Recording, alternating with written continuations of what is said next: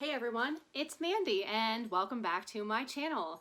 If you are just joining in, I am the owner and curator of Brick Road Co., which is an online boutique you can find primarily on the app Poshmark, but I also sell on the platforms eBay, Mercari, and I do a little bit of Facebook Marketplace as well. Say hi to my coworker and employee of the month, Rudy. Say hello. Can you say hi right here? Say hi, people. See, I'm so cute. He is my employee of the month almost every month running. Sometimes our other dog Sadie gets employee of the month, but he's definitely number one. So thanks again for tuning in today, and I'm going to do a video that I think has a lot of relevance if you're a newer reseller or if you're just getting started full time. If you haven't already, please don't forget to hit that subscribe button and like this video if you like what you're watching, and leave us a comment down below. Tell us what you would like to see on our channel for Brick Road Co. My family joins me a lot on challenges, and I do a lot of how-to videos, and I do some hauls and vlogging, but today I'm going to do something just a little bit different. I am going to provide a list of 20 mistakes that new resellers make. I assembled this list with the help of a group of women that I work with that are poshers, but also they are on Instagram a lot, Girl Boss Poshers. We kind of tossed around a few of these ideas as well, so thank you to the Girl Boss Poshers for helping me with some of these ideas. And I did look in some of the Facebook groups as well just to see if I was on target with what I feel are the top 20 mistakes that new resellers make. So we will go ahead and jump right in with my top 20 mistakes that new resellers make that hopefully, if you are just tuning in and getting started, you won't make like the rest of us have. So here we go.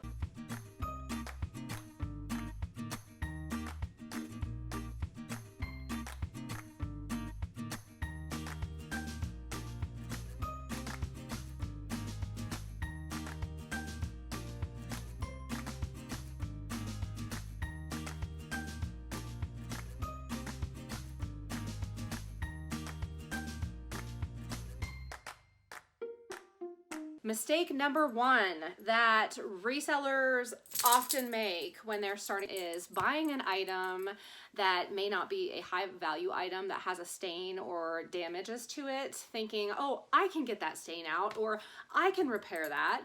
And I will tell you, my mom is an excellent seamstress and I can get just about any stain out, and I have made this mistake a million times over. There are a lot of ways that you can go about avoiding making this mistake. I would say tip number one is just be super duper picky and thorough when you're inspecting your items.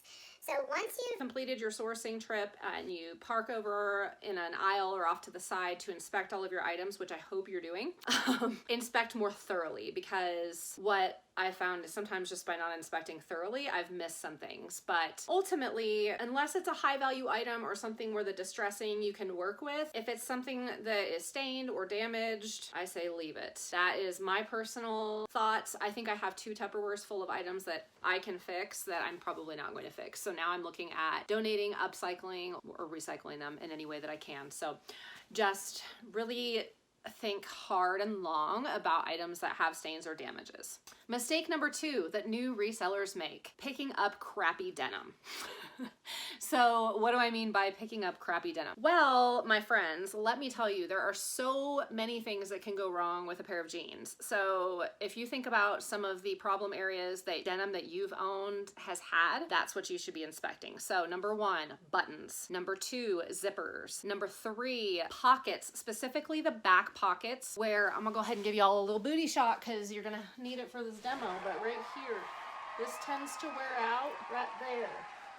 So check that spot. Stick your hands on the pockets, because I have actually purchased jeans with no pocket, like the pockets were actually cut out. Don't know what happened there in the front. Check the cuffs. You know, if they're a longer inseam, sometimes people will buy those and alter them, but think about what that looks like for your photography and if you're going to get a good return on that investment and the cost of that denim. Additionally, one of the Girl Boss Poshers pointed this out, and this is true for all clothing, not just denim, but turn it inside out, because something might look great on the outside, but not on the inside, and specifically denim and specifically the the crotch area. So don't need to get into too much detail there for the ladies.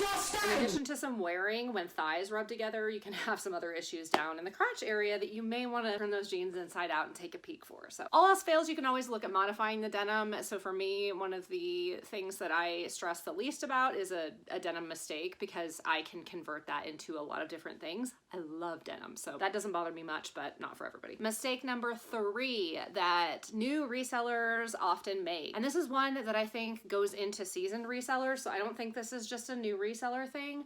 I think this is something that everyone wishes they would have known. Sorry, I'm sitting on like this beanbag thing and kind of like rolling around.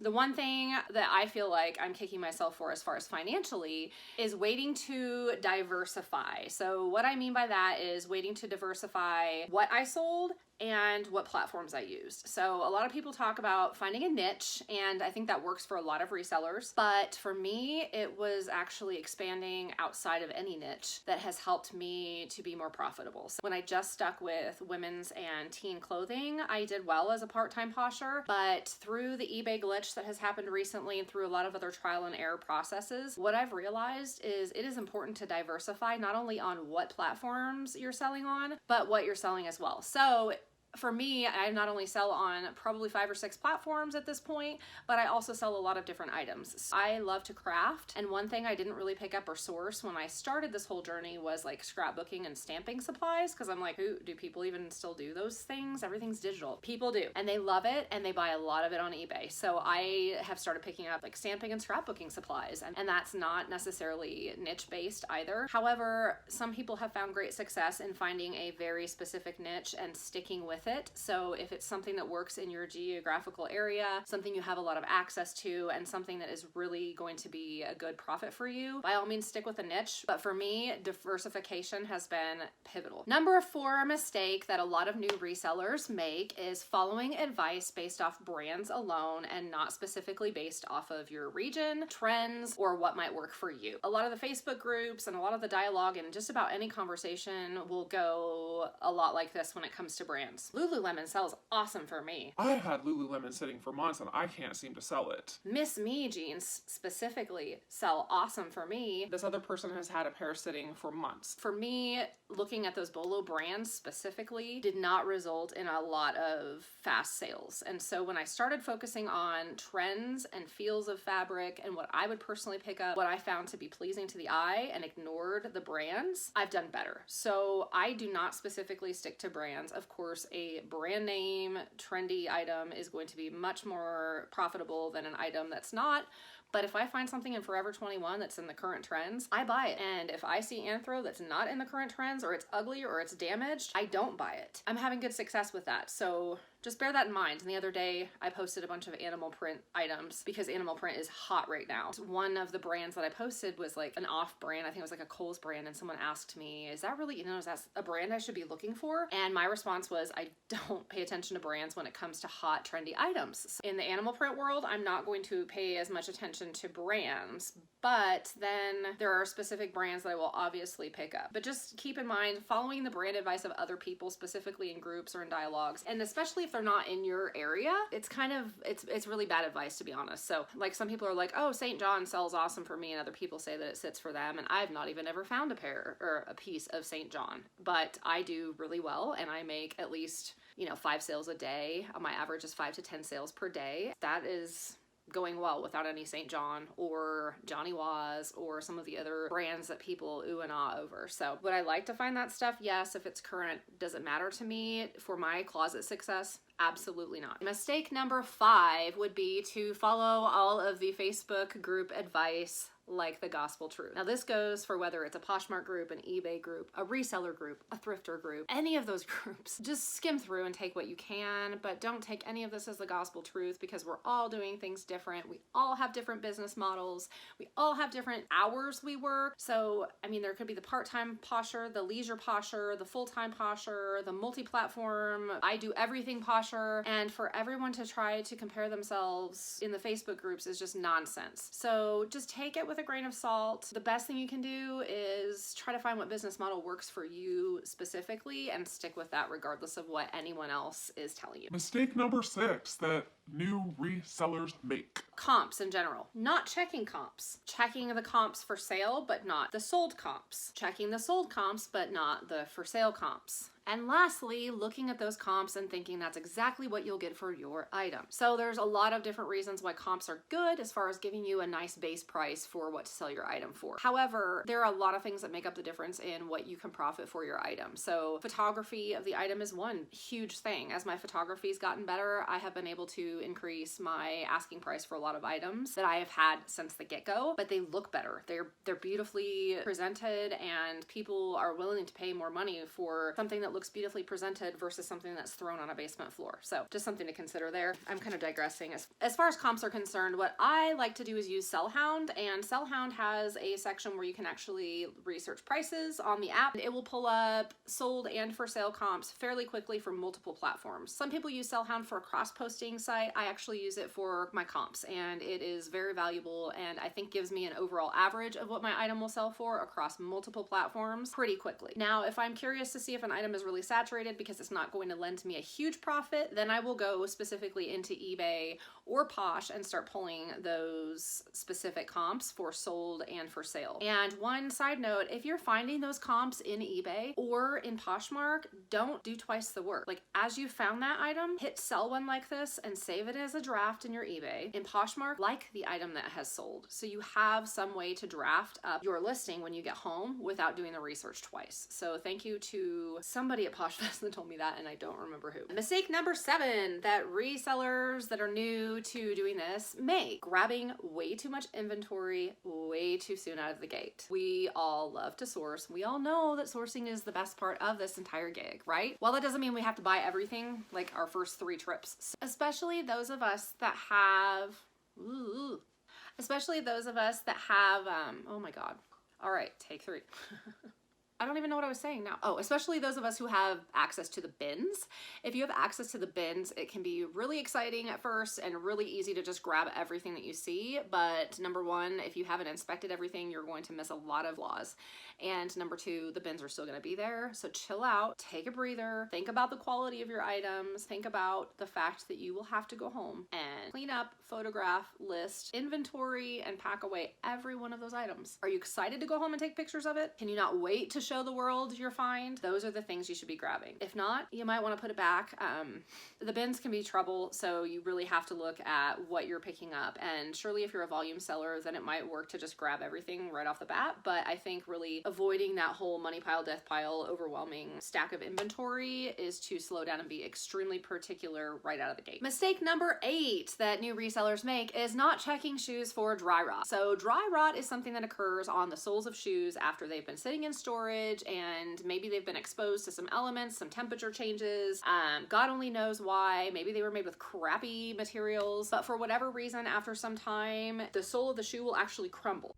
This may not be apparent when you pick up the shoe, when you come home, when you scrub the shoe, but when someone goes to wear it and it gets weight and it's flexed, specifically flexed or twisted, it literally crumbles. I've learned from a lot of other resellers that one thing that you can do when you're sourcing is to check the shoe by twisting it lightly and bending it for dry rot. So that way you don't have a case opened or a return for a damaged item that has something called dry rot, which I didn't even know existed before I started reselling. So thank God I haven't had that experience, but there are brands that are notorious for doing that. Dansko is one of them. Vintage shoes would be another one that you really need to watch for. So just bear that in mind. Keep an eye on the shoes and kind of bend them, flex them a little bit to make sure that you're not going to have a sole that just crumbles right out from under you or from your buyer when you mail it. Additionally, on the dry rot note, check it again after it's been sitting in your inventory for some time. So I've now gotten into the habit of testing my shoes for dry rot when I go to ship them off as well, just to prevent any dissatisfaction from any of my customers. Mistake number 9 that new resellers make: not having an organized inventory system right off the bat. So that was really weird. I look like a chicken.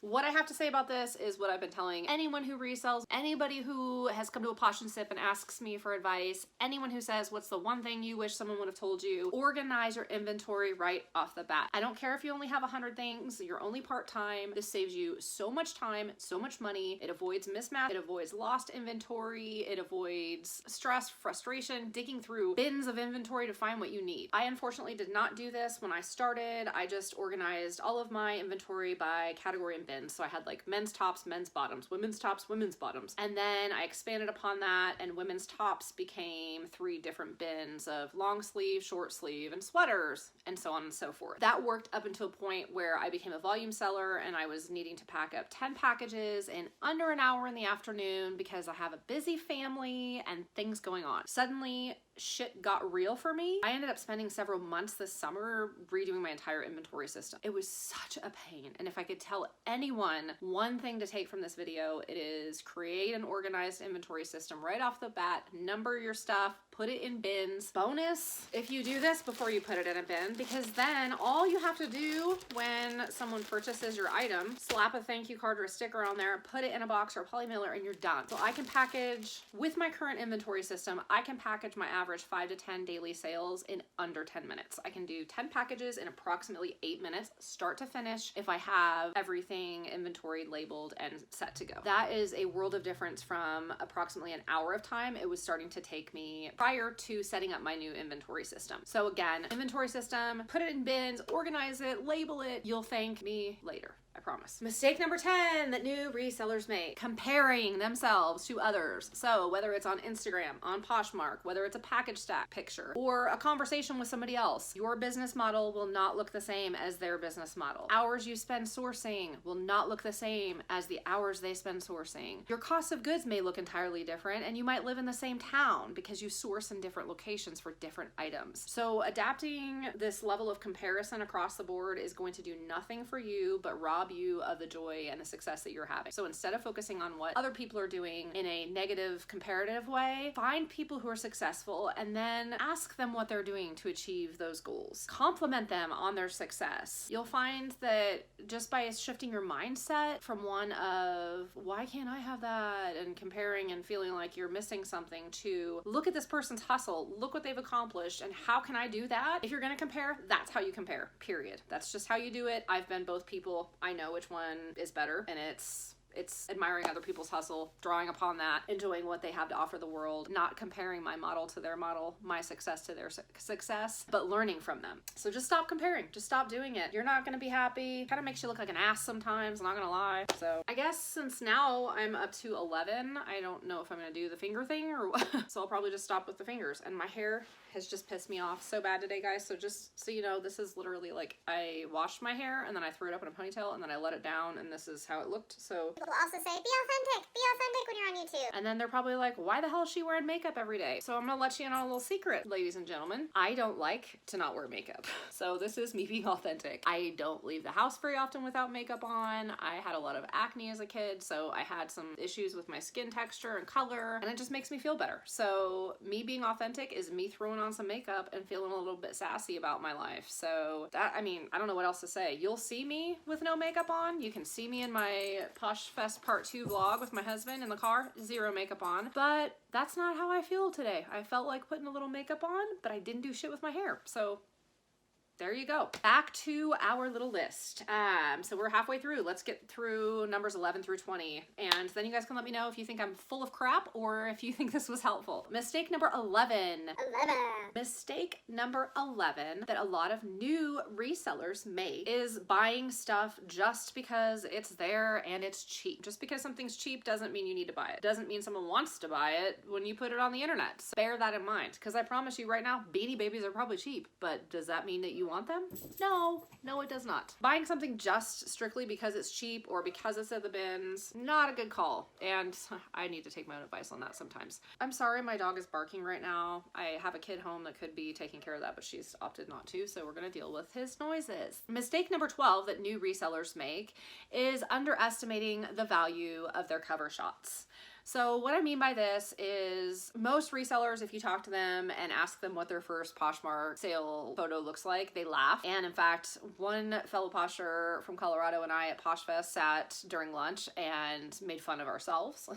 And we made fun of some of the first sales that we had on Posh. Not only what they looked like, but how we described them, the prices that we let them go for, just kind of silly. So when you're starting out at this, do not underestimate the value of a good cover shot because that is what people see. That is why people will pay pay a higher price for your item as opposed to someone else that might have the same item listed. Crisp white backgrounds, clear shots with a very thorough description in the title is going to get you very, very far from the get-go. So start there, and don't, for the love of God, use emojis in your title on Poshmark. Search engines do not pick up on emojis. You are doing yourself a huge disservice. So just, that's a side note for everyone. Side tip. Next mistake that new resellers make is thinking that they need to buy all of the fancy equipment right off of the bat in order to be successful. So you're thinking, well, you just said take pretty cover shots. Now you're telling me don't buy any equipment. One of the things I love about Poshmark and reselling online is if you have a white wall, internet access, a cell phone, and some things to sell, you are already ready to start your journey. There are cheap options that you can use for white backdrops if you don't have access to a white wall in your house. And I've actually done a 5-minute hack on several options to take very, very good photography. So take a peek at some of my other videos that can help people get started without buying all of that equipment. Some of the other things that I've seen people talk about that, you know, everyone's like, oh my gosh, I have to have studio lighting, ring lighting, fancy photography backdrops, an entire room to posh in, white boxes, professional photography cameras, mannequins in every different shape and size. I do recommend buying a cheap mannequin on Amazon or a forum or even on Facebook Marketplace, but I do not recommend buying 20 of them. I can't think of anything else off the top of my head, but the point is just like you can get started on a minimum without needing a lot of equipment and you can still be pretty successful. Then as you go, if you feel like there's things you need, go for it. For instance, in Colorado in the summertime, I need absolutely nothing for lighting help. Like it's brighter than this. I don't need anything. I honestly don't need anything, and in fact sometimes have to dull the lights down. Now in the wintertime, the sun shifts to the south and I get all of these stupid marks on my walls, so I have to improvise and either use a different space in my house or wait until later and then use some extra lighting. So I didn't buy any type of extra lighting until I was 2 years into the reseller game, I think. Half a year into full-time reselling, and I did just fine without it. So think about what you're buying before, what space and what limitations you have, and then also utilize Facebook Marketplace and Craigslist to find those items instead of paying full price for them. So I wish somebody would have told me mannequins and clothing racks are a dime a dozen, and velvet hangers, dime a dozen on Facebook Marketplace. All you have to do is look. Mistake number 14 that new resellers make is not keeping track of their cost of goods or their numbers from the get-go. So if you're starting out by selling stuff from your closet and it's just a part-time thing, it's really not as big of a deal. But if you're branching out into the full-time reselling world and you are finding this to be more of a full-time position for you, I would highly recommend tracking the cost of goods for all of your items and running your numbers at the end of the month. So you can start to determine what items bring you the most profit and then continue to build your inventory from there and potentially your niche if that's where you're going. So by tracking your numbers and your cost of goods for your numbers, you can really see what your return on investment is and what items are worth selling. So had I done this sooner, I would have been focusing a lot more on shoes and purses from the get-go because those are two hot sellers for me personally. That doesn't mean they're gonna sell for everybody, but for me personally, specific shoes and purses have been excellent as far as the profit that I've made. So when I'm running through my numbers and I'm seeing clothing and I'm generating $10 to $20 profit on my clothing items, and then I see my shoes and my bags are lending me upwards of $50 to $100 in profit, they take less time to clean, they actually take less time for me to photograph and measure, typically speaking, and they lend a higher profit. So I have shifted my business model to include more bags and shoes and less of some other items because of running my numbers and because I've seen that the profit versus the cost of goods has been much more beneficial for me and my time. Mistake number 15 that new resellers make is not networking in person or online at all or soon enough. So I attended Posh Live Denver this summer and it opened a world of doors for me that continue to open as far as networking, not only on Instagram, but on Poshmark. And I'm just kicking myself that I wasn't able to attend an event sooner. I had intents on attending Posh and Sips in the past, but I had issues with either scheduling or with my health and was not able to attend. When I did, I found that it was very fruitful for me. I made a lot of new friends and those friendships have blossomed into new relationships elsewhere. Additionally, when my husband and I went to Posh Fest, it has also opened up a whole world for us as far as other YouTubers and that community and who I can get support and advice from, because YouTube has been particularly lonely in the reseller world. So that that in-person networking was so fruitful for me because I was failing to do that online. Not only networking online, but in person from the get-go, especially within your platforms, whether it's Poshmark, eBay, DePop, all of those have social opportunities. I encourage you to look at those, attend them, get to know people, ask questions, and then bonus is you have fun people to go thrifting with. So I have so many thrifting buddies now. I have people I talk to every day. They live locally. They live an hour or two away. I have friends all over the country. I've never felt more loved working more alone. So that's not how my experience was when I started this as a full-time reseller. It's only been since I took the effort to network online and in person aggressively. It has been, I can't even explain to you how good it's been for me. So just network, and I love that. And that actually came from one of the Girl Boss Poshers. That was one of their recommendations. So thank you for that, because I did not have that on my list, and I think it's absolutely on the money. So get out there, network. If you have social anxiety, try to find a smaller event to start with, or maybe host your own so you can determine how that looks for you. My husband and I recently hosted a Posh and Sip in Northern Colorado, and I met 10 people that live right here in my area, and they're all amazing, and I am so thankful that I took that opportunity to do that myself, and that we've continued to network within the Poshmark community. So just get out there, network, do it. You'll love it, I promise. Mistake number 16 that a lot of new resellers make is not listing on the Poshmark app every single day. So there's been a lot of discussion about Poshmark algorithms, what works for daily sales, whether you should community share or self-share. But I think the consensus amongst a lot of us is that you should be listing or relisting daily.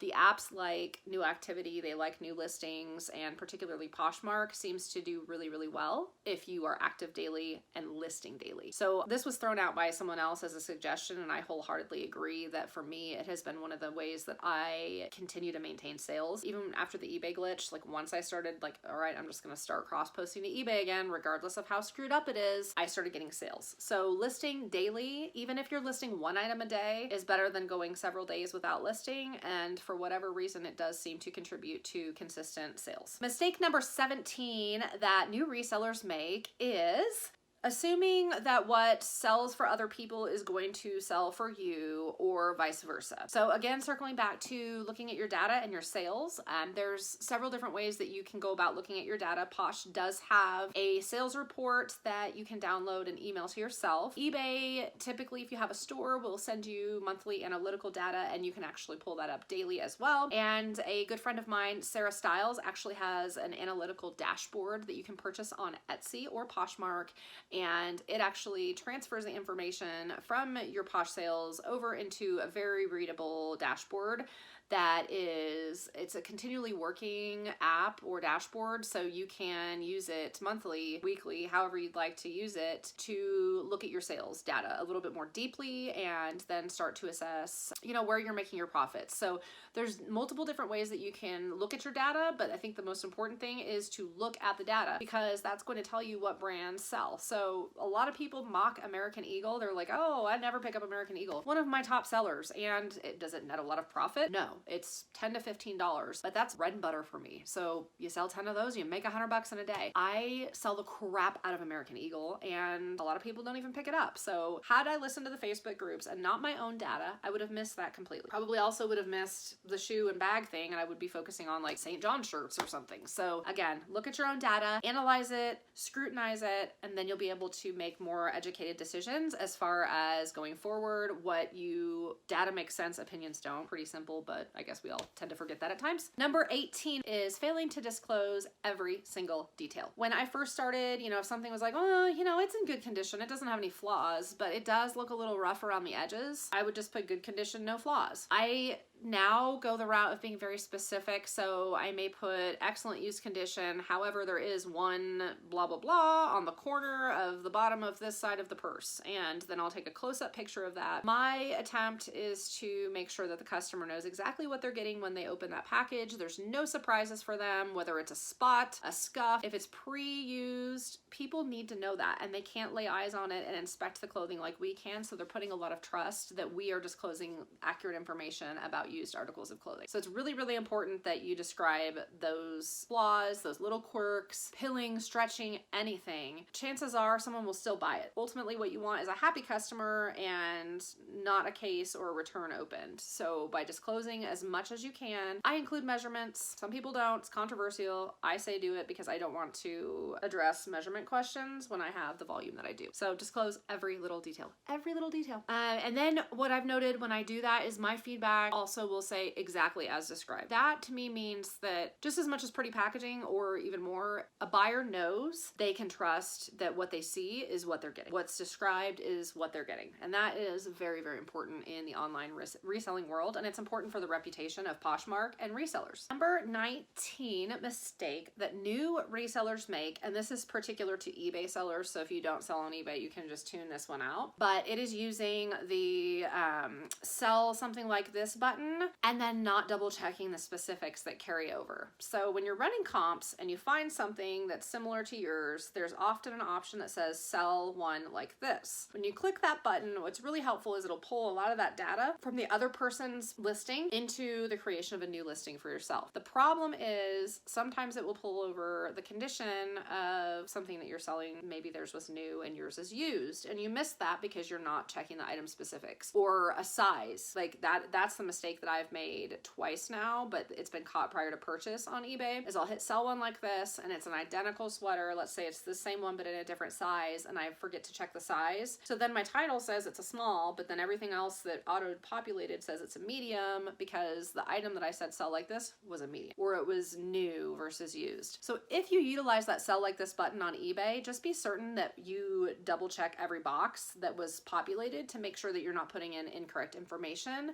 which might ultimately result in a return down the line. And the final mistake that new resellers make when getting started is when sourcing. They forget or don't turn the item inside out. So at first people are like, what? Why would I do that? Number one, there's a lot of things that look really, really pretty on the outside, and then you flip them over on the inside. And like I mentioned with the denim, you get some weird stains in the crotch area. And that can also happen in the underarm area. So something might look really, really good on the outside, but then when you flip it inside out, it's like stained on the inside. As a buyer, even if an item was pre-owned, if it looked beautiful on the outside and I flipped it inside out to wash it and I did not see that or know it, I would be kind of turned off by that. So when you're sourcing and when you're inspecting your items, turn them inside out or look on the inside, specifically at problem areas, to make sure that you're not missing something that could result in you not being able to sell that item. I hope you guys liked all of these tips, and again, take everything with a grain of salt and remember that what works for me doesn't always work for everyone else. However, I do feel like a lot of times people are quick to give advice on what you should do, but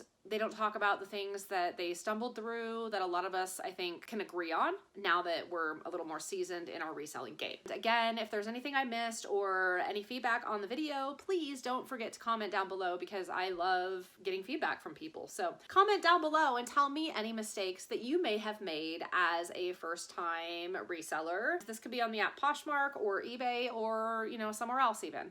Let me know which one you think was the most beneficial tip that you can start utilizing if you are a newer reseller. I hope you guys enjoyed. Well, that was horrible. So thank you guys so much for watching today. I hope you enjoyed this and you took something from it. Please don't forget to hit that subscribe button, and I will see you guys next week. Bye.